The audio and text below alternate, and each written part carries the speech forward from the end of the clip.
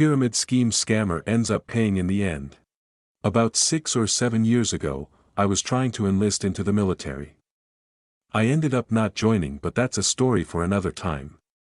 At this point, I was led to believe I was about 4 months away from leaving for boot camp.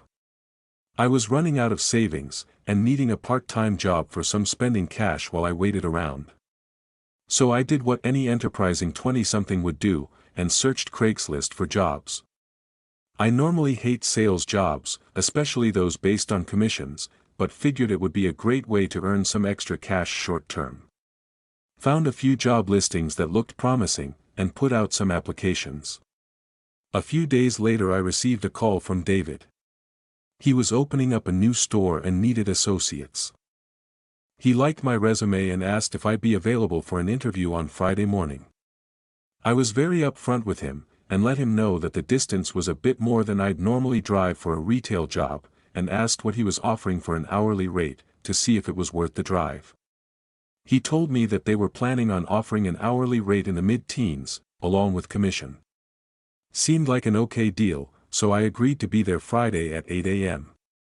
Friday arrives as a cold rainy day. I wear a nice shirt and tie, and drive in heavy traffic to the address David provided. I knew the area from a previous job, and eventually found the strip mall I was looking for. However, I'm not seeing any signage for the company name that was listed. There is, however, one empty space with no signage and 2 people inside. Okay, maybe they haven't gotten the store set up yet. No big deal. I had arrived early, knowing how bad traffic can be in that area.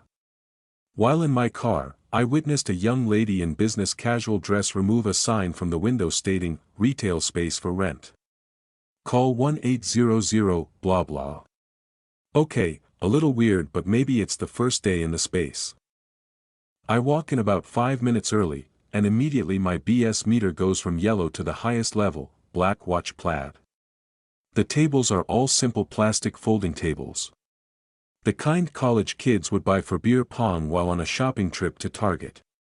The walls are plastered with laminated charts featuring tons of dollar signs, smiling faces from stock photos, and an organizational chart showing an all-too-familiar shape. A pyramid. God damn it. Alright, might as well have fun for a while to wait out traffic going home. The young lady in the dress approaches me, introducing herself as Cindy. She welcomed me to company name, and asked me to have a seat. She sat at her desk, another plastic table, and pretended to go through paperwork. However, she was really just shuffling papers around. We get to chatting, and I ask her how long she's worked for David. She says she's been his secretary for about 6 months and that I'm going to love it here. Eventually, a guy walks out of the back office. Early 30s, clean cut, wearing an ill-fitting suit from JCPenney's. As he is walking over, all smiles, Cindy says, "Oh, Dennis. Our newest recruit is here." The guy stops in his tracks and gives her a cold stare. "It's David, Cindy. We've been over this." He turns back to me and gives me his brightest, hard-to-find good help these days, smile. David sits me down and welcomes me, saying they are going to start with a group interview and has me sit down in a circle of chairs. Eventually more people come in and sit down. David gets up and begins to thank us all for coming. He tells us about an exciting new opportunity from Cutco. He pulls out a set of knives, and explains how with his company we can make as much money as we want, all while setting our own hours. He even pulls out a textbook, saying about how this company's revolutionary tactics have even been featured in college textbooks. He opened to a page. His hand covering parts of it, making sure we can all clearly see the words, Cutco, in large letters on the page. Sad to say, a lot of the other interviewees were very impressed by this. One pregnant girl seemed very excited that she could work around her pregnancy and upcoming birth. David was going on and on about how much money he's made and how hard workers will rise to the top quickly.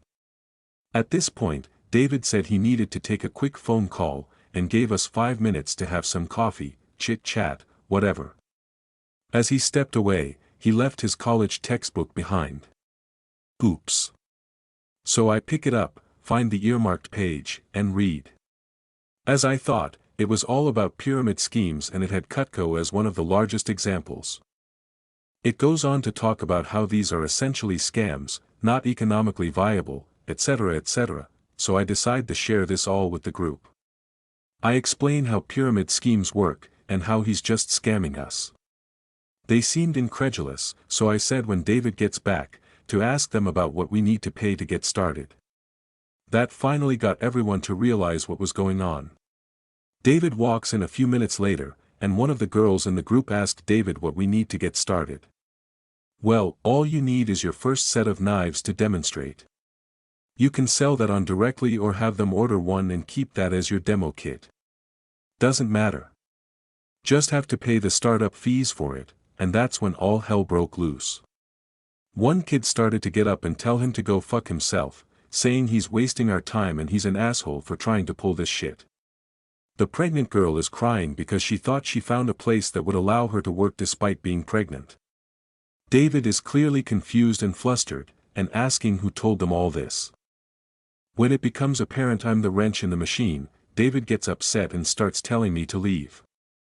People are yelling at David, David is yelling at me, Cindy is trying to tell everyone she never met David before today and didn't know what this bullshit was.